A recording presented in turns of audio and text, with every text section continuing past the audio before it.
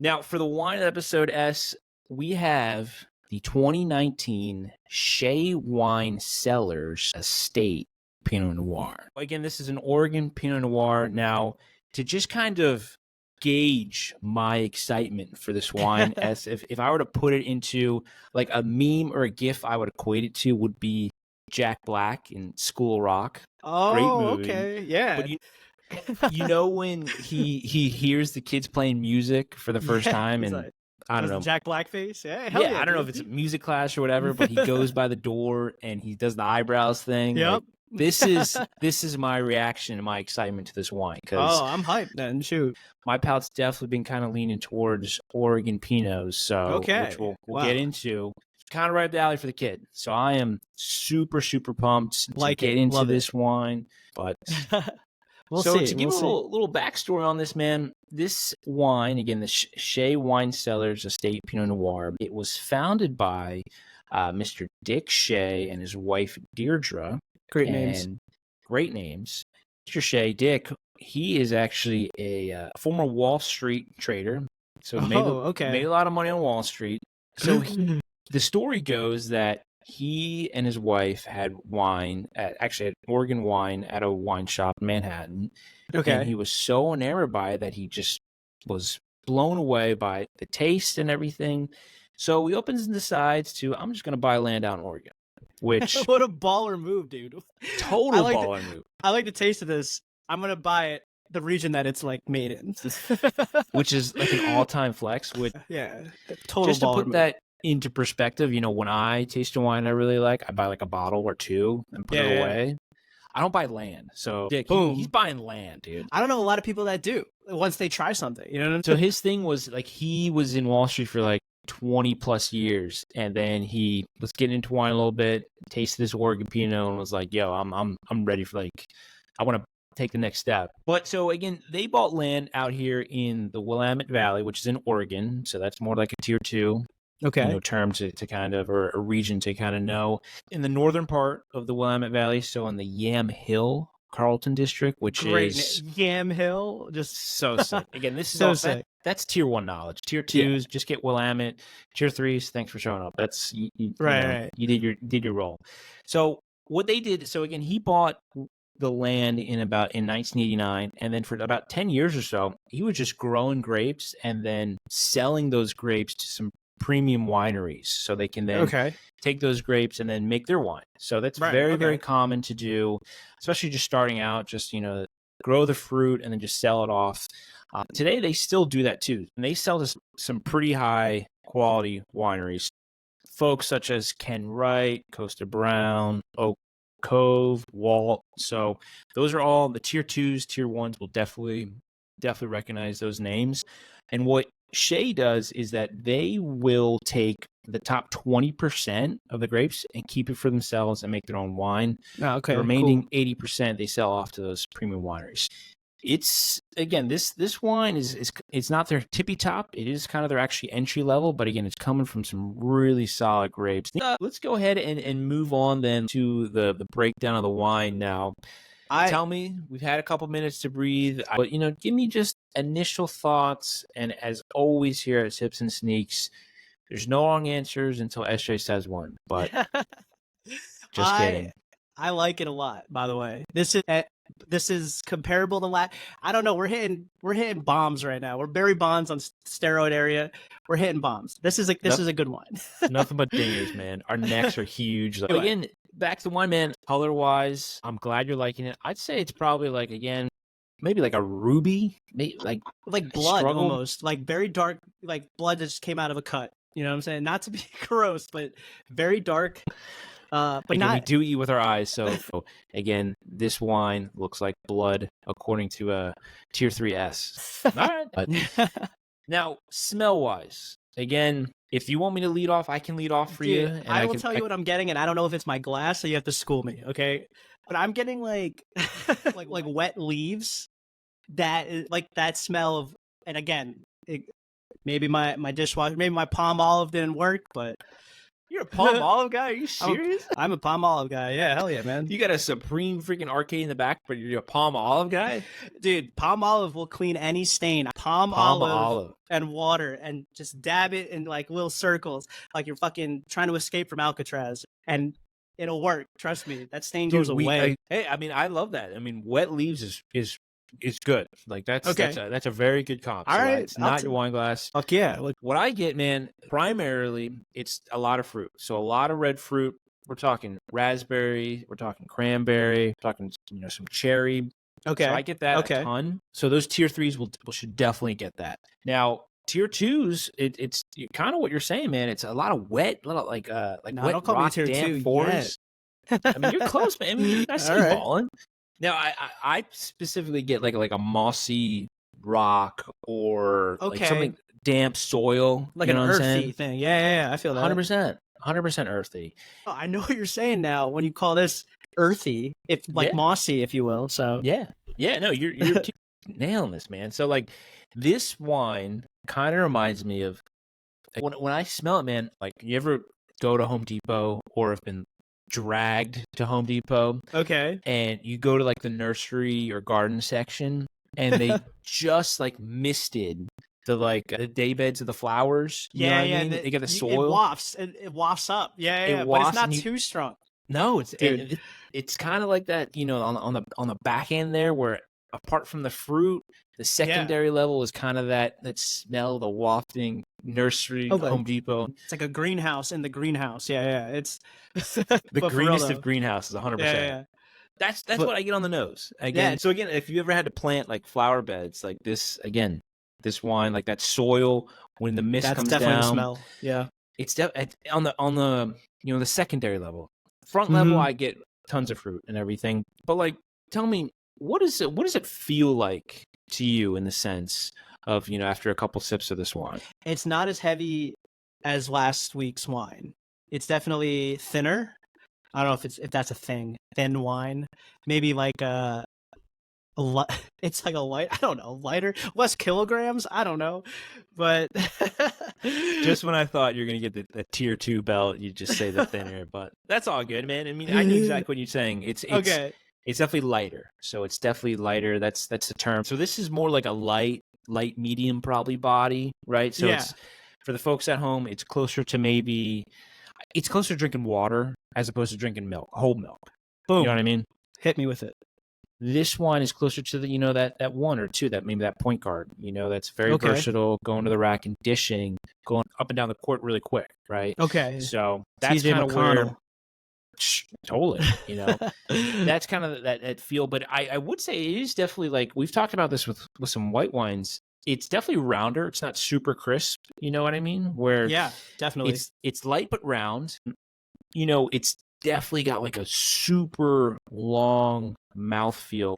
Like the taste stays with you for a while. You know what I mean? Feel that. And it's like it's like a changing aftertaste, by the way.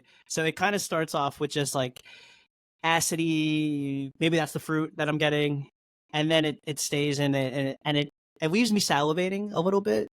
So I'm like, all right, let me drink a little bit more. Something like that. It is salivating, and that is, again, the acidity. So when you think acidity, think that salivating feeling where your mouth is watering. And that's why, but this is such a great wine, and Pinot Noir in general is such like a solid wine for food because of that acidity, right? It can pair with so much. So when a wine has a lot of acidity, that means it's also very versatile and can pair with a lot of different cuisines. That is good to know. See, I'm put that in the memory banks. I kind of want to go back to, again, that feel a little bit. Just, again, this is more tier 2, tier 1 talk, where hit me. If we're breaking down the sip, and do you notice anything on the front, middle, end palate at all? Any kind of differentiation? If not, I could jump in if you want. Hit me, because there's something you want to say. You are tier 3 again. We are still giving you the reps, handing the ball off, and just seeing what you can do. All right. So I'm getting, again, I think you did open this beforehand, but if not, no sweat. It only kind of let it breathe maybe 15, 20 minutes, and this wine can rock. Okay. I get just a touch on the very first sip, the front end of it, just a touch of a little jab, like a little little which is not a great quality, but is it a setup? Yeah, is it like a set up for the knockout here? Or it might be. It's kind of like a when fighters are kind of just feeling each other out. Yeah, I love that. By the way, and they're just doing the faintest. Yeah, like, oh, what are they doing? What a word that is right there. Like, my God, if you think my man's doing a bunch of Scrabble and Sudoku, like, of course I'm nasty at Scrabble. I'm all about the triple word score, baby. But of course, who's not? Again, though, so it's not. I don't want to say it's off anyway. I don't want to say it's like a quick, a hard jab. It's more of just like I'm just feeling where they're at while I bob. Tells you that they're there. Okay. Yeah, tell them where they're there. I'm just bobbing and weaving. It's almost kind of like a TSA tap, where it's just like you go through the thing. It's like you got nothing. Yeah. It's like, thanks. Yeah. Like, what's going on with this machine? I have to check your ankle brace, sir. What? Yeah, I just got to touch your quad real quick. I don't have an ankle brace on, dude. Why are your pockets zipped up? Like, I don't know. Like, no one shouted that to me, But I do just on the front part, so that when you first take a sip, it might be just a little like hands on you, like, all right, okay, that's where they're at, all right, I that's it. It's not like it's not like a huge jab or anything, Right. It's like but you can kind of like it changes a little bit. I don't know. I feel a lot of changing as I'm tasting the wine. That's great. That's perfect. And again, that's what's.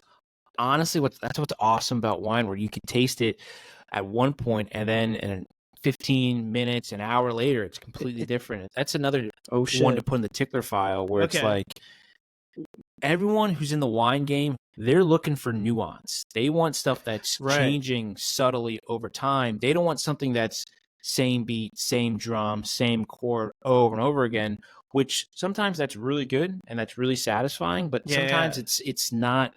It just weighs you down. I feel you. No, like you want that layered taste, man. I mean, I think you kind of nailed it with taste too, man. You get that like wet soil, wet I'm leaf. I'm definitely getting wet. Totally perfect. It's straight up. I get that cherry. Again, you're absolutely right. That grassiness. It's almost kind of like when it rains and then you're walking and you step in like soil. It's like actually that looks like the ground, but it's actually like a puddle, and you just like it's kind of like that. Seep in there, kind of like that. I'm in the earth. I'm in the earth. Damn. And maybe some bounces off, and you smell it, and maybe it gets in your face a little bit. It's kind of like that, but again, that's all in positive, endearing qualities. Definitely. So a lot of times, I think it's good. In terms of the taste, I fuck with it. Like, it's good. I think we kind of have to go into what you're alluding to, man. That intro, the ATD, for those who don't know, what is the ATD? That's the appetizer, the entree, and the dessert. You all with the same wine. You got to give it to me. Got to use the same wine. If you're creating a menu only with this wine. Your restaurant is built only on this wine. What is the appetizer? What is the tray? What is this dessert for this wine? God, what an absolute thought experiment that is. That's actually sick. I never even looked at it like that. Fuck yeah, dude, that'd be sick, man. All you have to do is like you have to. Like, imagine that being like on Iron Chef when the guy comes out and he's like opens the chest and it's like just bottles of wine. Oh shit. That'd be sick. He tries to karate chop a wine bottle. Without further ado, man, we'll start with the app. This is an app that you might need to put the governor on. You don't want to get app to death. You want to save room for the entree. So awesome. Okay. The app I'm thinking for, my friend, is I'm thinking a bacon wrapped blue cheese stuffed. I'm sold. Okay, that left field. What the fuck? You said bacon wrapped blue cheese stuff, and I'm like, shit. Date. Okay. A little Mediterranean. Tell you the truth, I'm not a date. I don't know. Okay, bacon wrap, blue cheese, stuffed dates. So again, this is something that you have with a couple toothpicks in there. I want to say you want to limit yourself to about 5 or 6. Set the limit, because again, you don't want to be, chipped to death or apt to death, and you just have too much of a grazing board. So, but give me that tray. Yeah, the tray, dude. I'm gonna tier the tray. If you're a tier 3 out there, I'm going with a grilled pork chop or smoked pork chop. Love a good pork chop. I love a pork chop. Pork chop rips all the time, especially if you cook it to 145 internal. Nothing more. Don't overcook it. Boom. For the tier 2s out there, I would do like a classic French dish. I would do like a duck à l'orange, which would be absolutely perfect. Okay. So great duck with, again, that perfect acidity with the orange to just kind of cut right through that richness. Fat, right? That's succulent. You like that succulent bird, huh? I love a succulent bird. Yeah, hell yeah, dude. I know exactly what you're saying. If you're a tier 1 out there, this pairing would be probably like a small game bird. So I'm talking like a quail or like a squab / pigeon, or maybe like a pheasant, something like that. And again, same kind of cherry lacquer, which is again, it's tough. If you're able to procure that. The UK, like I've had pheasant in the UK, like in one of those meat pies. You know, it was fucking hard body karate. I was like, damn. So but anyway, yeah. So okay, wait. This sounds good. Like a meat pie. This would be perfect, but like a small game meat pie. So that's where I go. So tier 1s, small game birds. Tier 2s, maybe like duck à l'orange. Tier 3s, which I'd probably go tier 3 to be honest. Maybe like again that grilled pork chop, maybe bone in, boneless, whatever you're feeling, man. I'm talking to bone in, man. Give me that flavor. Let's do it. Close to the bone. I love it. Now the hardest part, the dessert, the D's. I'm gonna go with the flourless dark chocolate cake. Wow. Chocolate? Are you going like icing is chocolate, or you're not even ice it? Like, I don't think I do for flourless. I think I do no icing, but little powdered sugar on top. You know, they little dusted in there. Pop. I feel that. Okay. Yeah. You know, sifted in there. Oh, you know what's up, dude? Yeah, of course. Hell yeah. Not your first rodeo, but that's kind of what we alluded to. You know, before is Pinot Noir is so great with all types of foods. It's kind of a go-to food wine at the end of the day, because again, when you drink it, what's happening? Your mouth's watering, it's salivating. That is all thanks to what? To the acid, baby. Let's go. To the acid. My man. All right. I mean, I would put it in the category of cellar worthy. Pinot Noir can go for a while. So I would say if you are kind of maybe like S, where, you know, you are buying shoes, delisting them for a while, I would say maybe 7 more years and you'd be fine. Wow. Like, yeah, okay. And that's the thing with wines that have a lot of acidity, like Pinot Noir, you can age them for a while. So, like, nice. I would buy 2, drink one out because it is ready to go, and you get a lot of that fruit. Definitely. But like, I would, if I had another bottle, I would let this ride for a little bit and see kind of how it develops over time. You know, again, this is more kind of like their entry wine too, the Shea Wine Cellars estate.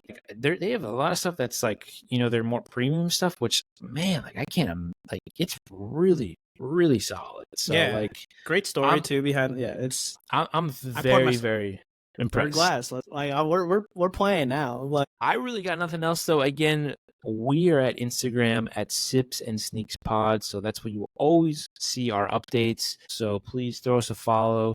Again, here's everybody. Just buy the wine and drink it.